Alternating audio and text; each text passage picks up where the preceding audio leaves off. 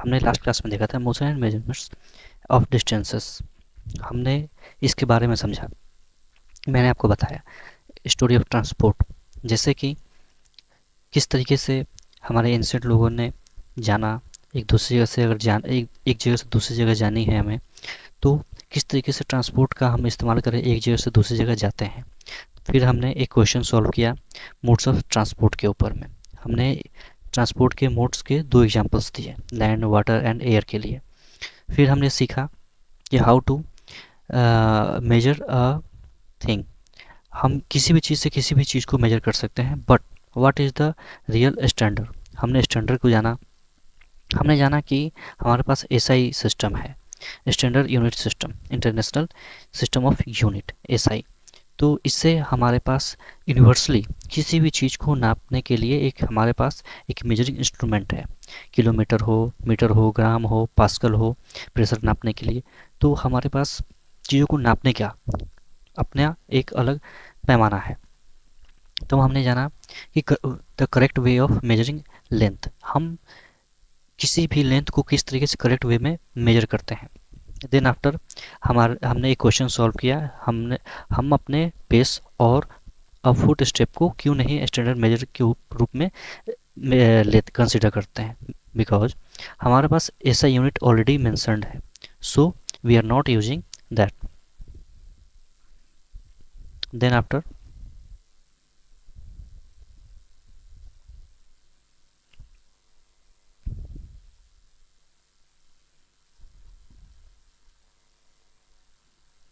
Now हम further अपने lecture को स्टार्ट करते हैं। ठीक है।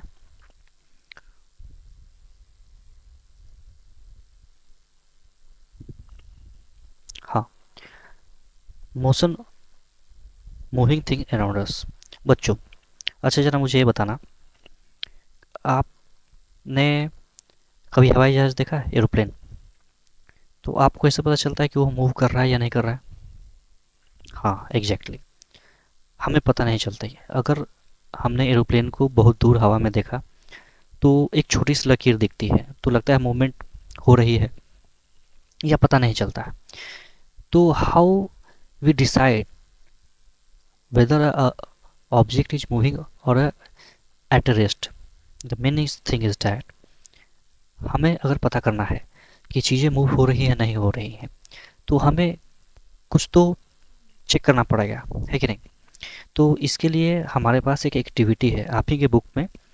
सबसे पहले हमने देखा था कि किसी भी स्ट्रेट लाइन को मेजर करने या स्ट्रेट चीज़ों को मेजर करने के लिए हमारे पास स्केल है, मगर क्या हम किसी ऐसे कर्व सरफेस एरिया या सर्कुलर एरिया या किसी भी तरीके के अनडिफाइंड, अगर किसी भी ऐसे ऑब्जेक्ट को मेजर करने का क्या हमारे पास कोई ऐसा क्राइटेरिया है? नहीं।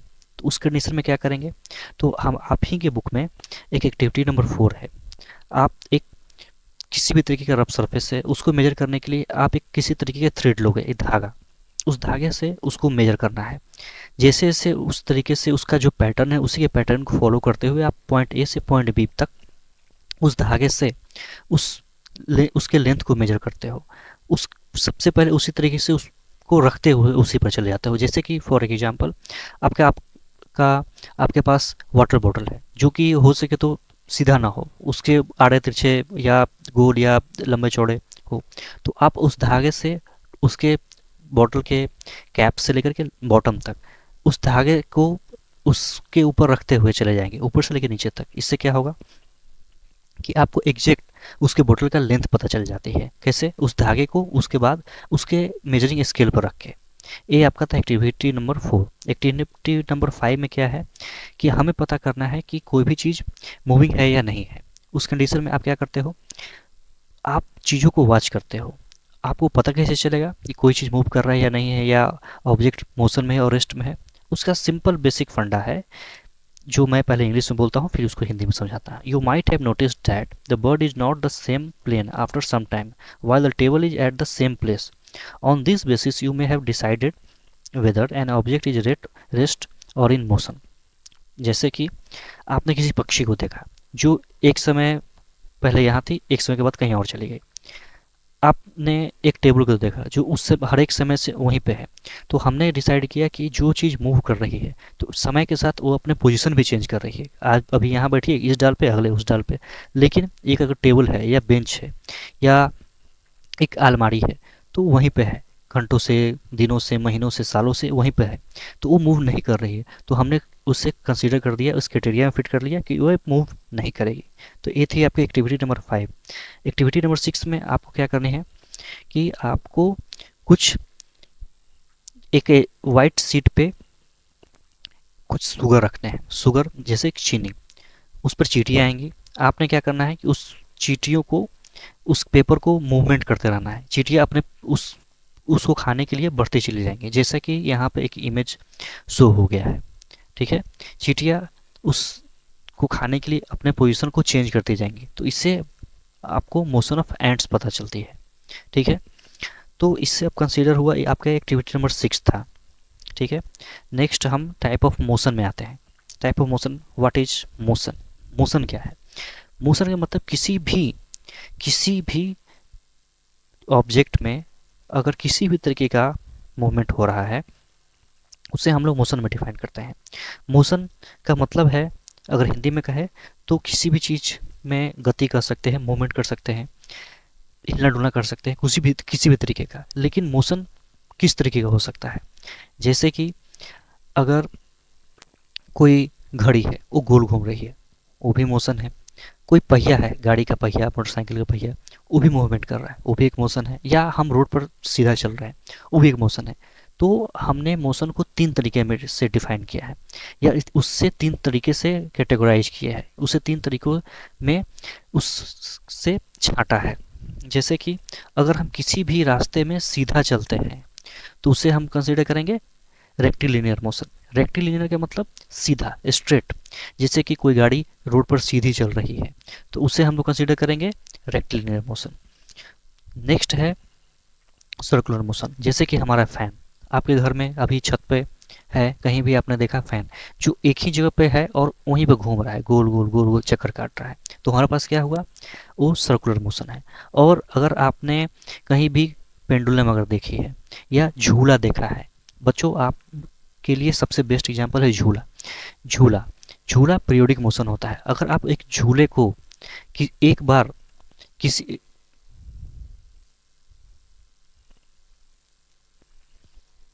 अगर आप झूले को एक बार स्विंग करते हो कहीं भी, इस तरीके से झूला है, अगर मान लो आप उसे एक बार यहाँ छोड़ते हो तो फिर पीछे जाके फिर यहाँ तक जाएगी। इस तरीके का ये प्रोसेस बार बार बार बार होकर एक बार वो झूला यहाँ तक आके रुक जाएगी। ये कंडीशन है कि झूला इस तरीके से होती है।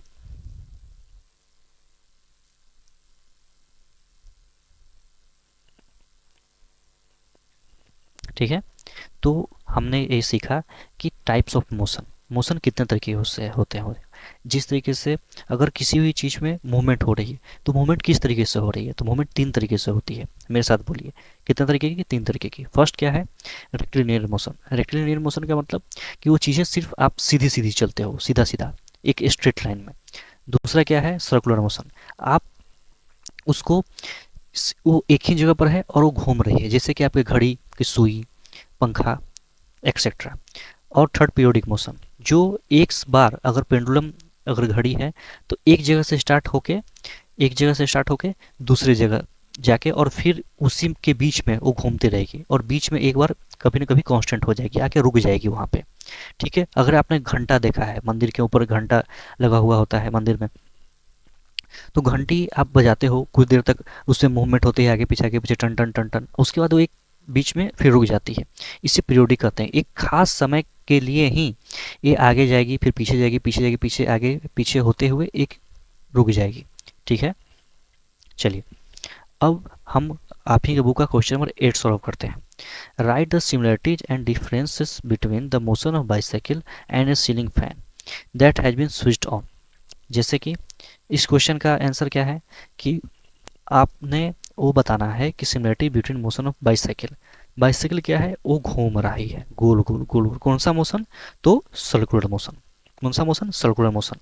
तो सिमिलरिटीज क्या है कि वो अपने ही एक्सिस पे गोल गोल घूम रही है। जो इसको एक्सिस बोला जाता है, जहाँ से वो अपना एक सर्टेन डिस्टेंस है उसी के इर्द गिर्द घूमते रहेगी घूमते रहेगी घूमते रहेगी।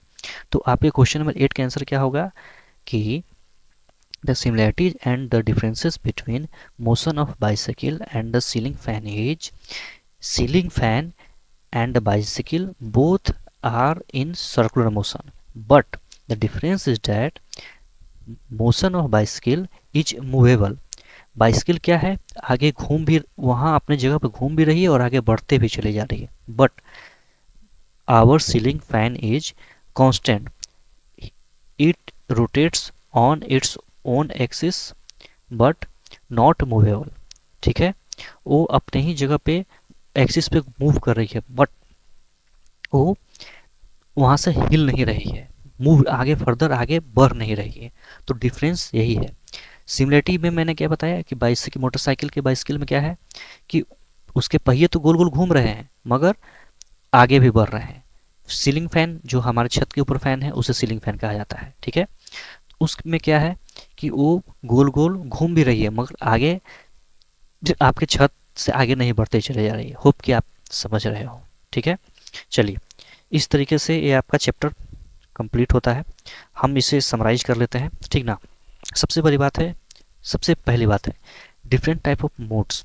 हमने सीखा कि कितने तरीके के मोड्स होते हैं। तो कितने तरीके के मोड्स हैं? 3 तरीके से, हवा, पानी और धरती, अर्थ। हम इस पर चलते हैं। उसके बाद पुराने समय में हमारे जो एंशियंट टाइम के जो लोग थे वो क्या चलते थे, फुट से, फिंगर से और यूनिट को मेजरमेंट के रूप में मानते थे, लेकिन हमेशा कंफ्यूज रहते थे। उन्हें एक यूनिफॉर्म मेजरिंग सिस्टम लाने की जरूरत था। तो हमारे साइंटिस्ट लोगों ने क्या किया कि इंटरनेशनल सिस्टम ऑफ यूनिट, ऐसा यूनिट कंसिडर किया, ऐसा यूनिट को लेके आया। क्यों लेके आया? क्योंकि ऐसा यूनिट से हम यूनिवर्सली उस चीज़ को मेजर कर सकते हैं। कहीं भी आप, इंडिया हो, इंडिया से बाहर हो, आप दिल्ली में हो, मुंबई में हो, आप यूपी में हो, आप हरियाणा में हो, आप हैदराबाद हो, आप बेंगलोर हो, कहीं भी हो, आप इस 1 किलोमीटर इक्वल टू 1000 मीटर ये होती है। आप इसे यूनिवर्सली कहीं भी इसे प्रूव कर सकते हो, जो कि पूरे दुनिया में इसे एक्सेप्ट किया गया। ठीक है, तो ये चीज़ है। उसके बाद metre is the unit of length. ये आप इसको याद रखेंगे, कॉपी में नोट करेंगे। Metre is the unit of length, ये आपका ऐसा यूनिट है। ठीक है, अब आगे further motion in a straight line. अब टाइप्स ऑफ मोशन अभी भी हमने जस्ट पढ़ा कि कितने टाइप के मोशन होते हैं। कितने टाइप के मोशन होते हैं? 3 टाइप के। फर्स्ट कौन? रेक्टिलिनियर मोशन, जो मोशन स्ट्रेट लाइन में हो, सीधा सीधा हो। ठीक है, वैसा मोशन जो सर्कुलर हो, एक ही जगह पे गोल गोल घूमते रहे एक फिक्स्ड डिस्टेंस के बराबर। जैसे कि अगर सूरज है तो चांद उसके सूरज है, पृथ्वी उसके चक्कर काटते रहती है। ठीक है, एक फिक्स्ड डिस्टेंस पे, तो उसे सर्कुलर मोशन कहा गया है। जैसे कि फैन है आपका, फैन अपने ही एक्सिस पे गोल गोल घूमे जा रहा है, घूमे जा रहा है, वो कौन सा मोशन हुआ? Circular motion.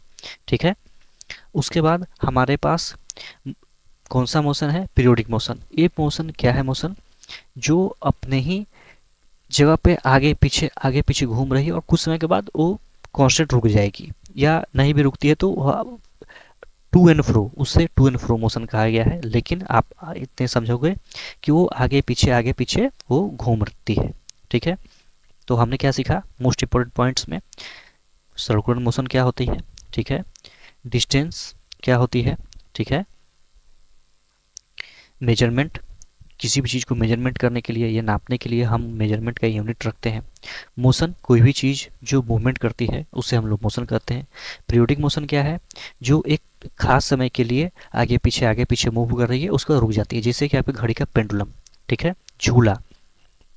ठीक है, रेक्टिलिनियर मोशन, स्ट्रेट लाइन में मोशन। ठीक है, एसआई यूनिट, किसी भी चीज़ को मेजर करने के लिए हम उसे स्ट्रेट लाइन एसआई यूनिट में कंसीडर करते हैं।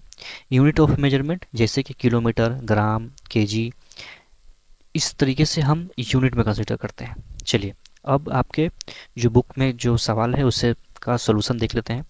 1 मीटर इक्वल टू 100 सेंटीमीटर। ठीक है, क्वेश्चन नंबर 2 के फर्स्ट का आंसर। सेकंड में 5 kilometre is equal to 500 metre, ठीक है, 5000, सॉरी, 5000 मीटर, ठीक है।